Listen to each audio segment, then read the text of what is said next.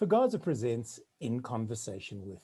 I am your host, David Batsoffen, and today my guest is one of the finalists of the Safari Guide of the Year for 2021. I suppose it almost could be 2021 and 2020, and that's Shaun D'Araujo. Shaun, how are you doing? Very well, thanks, David. Very well, thank you. Where do we find you today? Firstly, who are you representing in the competition, aside from yourself? So you find me today at Londolozi Game Reserve, who I'm in fact representing. So I've worked here for the last few years. Now, it's of interest to me that a lot of the nominees are young rangers. Would you consider yourself one of those? I think so, yeah. I've been involved in the guiding industry since I was about 15, but I still consider myself relatively young in the guiding industry. So how did you find out that your name had been put forward as a nominee, and who did the deed to you? So I had my head guide at Londolozi came forward and said that he was going to nominate me, right. And so I found out. And we, you know, I hate to do this, but a lot of times when you watch beauty competitions and they say to the entrant, "So why did you enter?" And they go, "No, it wasn't me. My family, my friends, they put me forward. I knew nothing about it." Did your head guide at least come to you and say, "Listen, Shaun, we've put your name forward. Let's see what happens"? He did. He was considerate in that fact. Yes, definitely. What was your initial response? I was quite proud, actually. Yeah, because I was proud and relatively nervous at the same time, but very proud. Because you've answered my next question in that one. How did it make you feel, and how do you feel currently? Because you were nominated, what, a couple of weeks ago? Yes, yeah.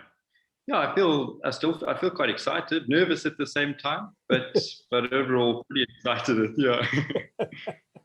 Have you and what activities are you going to be focusing on between now and the competition at the end of June? So you've got what, 6 weeks, 7 weeks odd to prepare.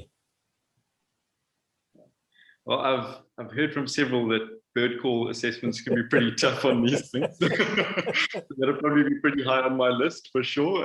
Probably, and then focusing on track and sign, shooting as much as I possibly can, just to develop that muscle memory. Yeah. Because shooting is expensive nowadays. What are you shooting with, a 458 or a 375, 357? With a 0.458, yeah. Okay. Yeah. And what's your round cost you nowadays? Sure. I mean, it's for we do our own reloading here these days, so it's more sort of cost effective from that perspective. Yeah, it would be. But it can be expensive using factory rounds. Yeah. You know, I'm just thinking of you saying bird calls. In the original movie King Kong, they didn't know what Kong would sound like. So they took the roar of a lion and played it backwards. And that's what Kong's voice was. I'm not saying that there'll be backward bird calls, but be aware. What do you believe is your biggest strength in this competition? I think it would most likely be pertaining towards the game drive. That's just what I have the most experience in. It's what I do every day. Right. So I think that would probably be what I'd be fairly confident in. Yeah. And your biggest challenge in the competition? I don't mean from a nominee point of view. I mean from an activity point of view. From an activity, I think potentially bird calls as well as the shooting. I think there's quite a bit of pressure associated with shooting, which is why practicing beforehand is really important. But yeah, it can be quite intimidating. So I think that would probably be a challenge as well. I hope you're practicing your hospitality and storytelling skills. Absolutely, yeah. On a daily basis, yeah.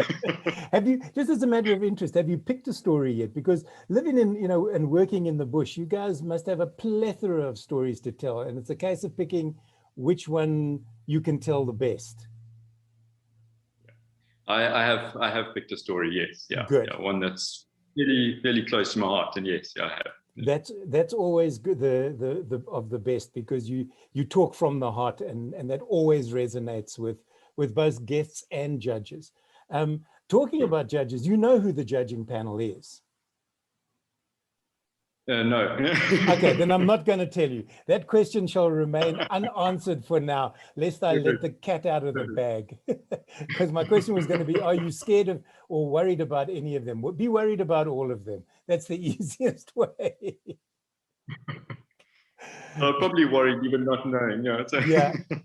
Shaun, thank you so much for being my guest in this little chat. I wish you all the very, very best. I look forward to meeting you at the end of June up at NJ Moore in Marataba, NJ Moore Field Guide College, which is where the competition is going to be held again this year. And I know it puts all of you on a back foot because none of you know the terrain at all. Sneaky for Gaza, but that's the way it works. I wish you all the very, very best, Shaun. Perfect. Thank you, David. I look forward to seeing you there. My guest has been Shaun D'Araujo, and he's one of the nominees for Safari Guide of the Year 2021.